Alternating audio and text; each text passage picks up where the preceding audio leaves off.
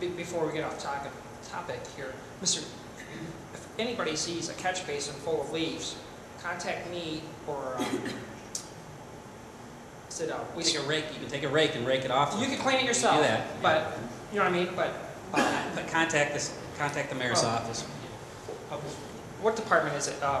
It'd be wastewater. Wastewater. If you contact wastewater, they will clean out the catch basins. And since we're on the topic of catch basins, if anybody sees a bad catch basin where it's a hazard, where the concrete's rotted or something, contact me or wastewater, and they'll replace that. There's many things on the south side of Elyria that need repaired. So just contact me and we'll go from there. This gentleman right here has a question. They say if you don't complain, everybody thinks you're happy. But that's cleaning it up a little. But I met Kevin about a year ago when he asked me to put a sign in my yard. And since then, I've asked him a couple things, and I've been very happy with what he's done. They had shingles be dumped on our property, right in the middle of the road in my property, and Gary came down and cleaned it up. I was very happy about that. My wife noticed a house down behind the drive-through on Fuller that the doors were kicked in. There was always people running in and out. I called him, complained about that. He said he'll either have the homeowner board it up. Well, they came and tore the house down. I'm happy about that. So now my daughter's asking something, so I'll ask you, since you seem to get everything handled. They were coming, I live on Fuller Road, my name's Robert Smith.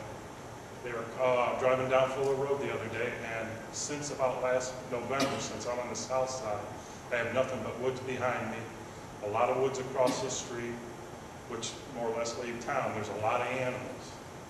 Now when garbage comes flying down the road, the wind blowing, I pick up garbage every Tuesday. I walk 3-4 properties up, because it's all blowing my way. I pick it all up, can it, put it out there on garbage day. But the dead animals, I don't. And there's a lot of them on Fuller, and I was wondering if you could, I don't know if the city still picks up stuff like that. If they do, I wouldn't mind having them. I'm sorry, yeah, you can call the sanitation department, and they're quite prompt. As soon as we find out about any dead animals on the street, we'll send a crew out to take care of that right away. About 4 or 5 since about last November. Now that they've thawed out, they're starting to, But as my daughter was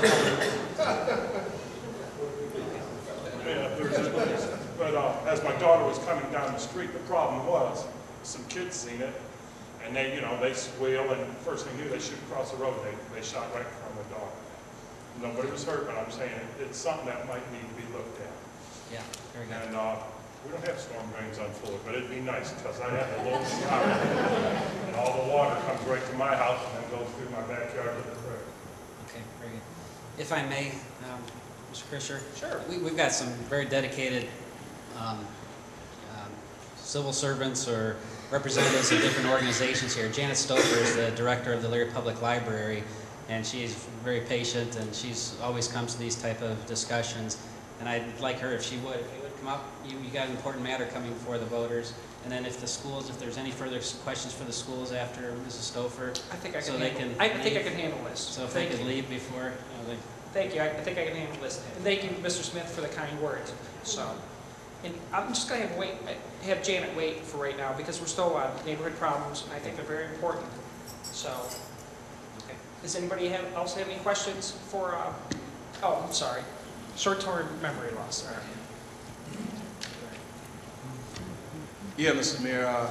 I know with all these issues that we have, that there need to be repairs made. I understand that, a lot of times we talk about the drainage, and there's one on 11th Street as well as the one on 13th Street, and you can clean them out.